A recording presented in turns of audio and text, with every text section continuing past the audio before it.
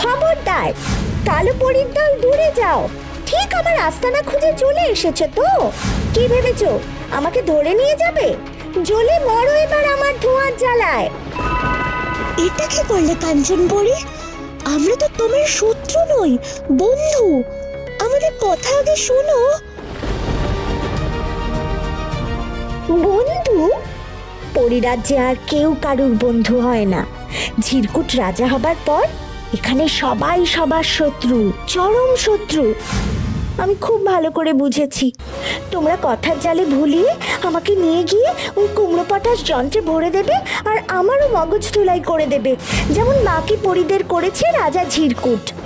আর আমাকেও ঝিরকুটের অনুগত দাস হয়ে থাকতে হবে। এই যে আমি লুকিয়ে থাকি, তাই এখনো নিজের মতো হাসি খেলি, আর মগজ ধোলাই হয়ে গেলে বাকিদের মতো হাসা কাঁদা আনন্দ করা সব ভুলে যাব।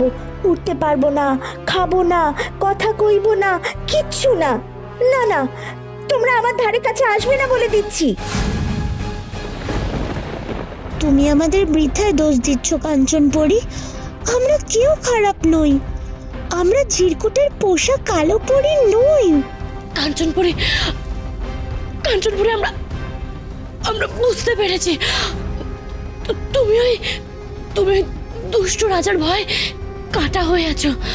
আমি আমি আমি বুঝতে পারছি তোমরা তোমরা তোমরা সবাই কতটা কষ্টে আছো।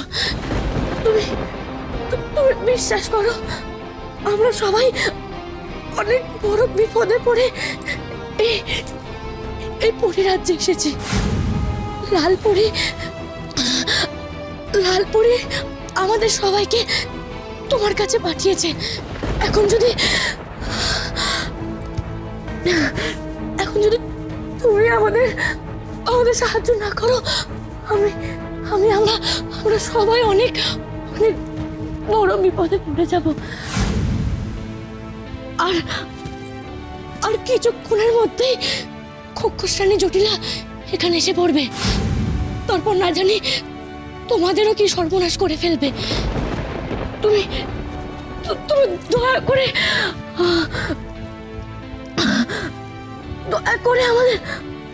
আমাদের সাহায্য করো। ওরে বাবা, কার নাম নিলে তুমি? সে তো রাজা ঝিরকুটের বহুদিনের বন্ধু। গলায় গলায় ভাব। দুই শয়তান একজোট হয়েই তো আমাদের রাজ্যের এমন অবস্থা করেছে। কি বললে তুমি? জটিলা ঝিরকুটের বন্ধু?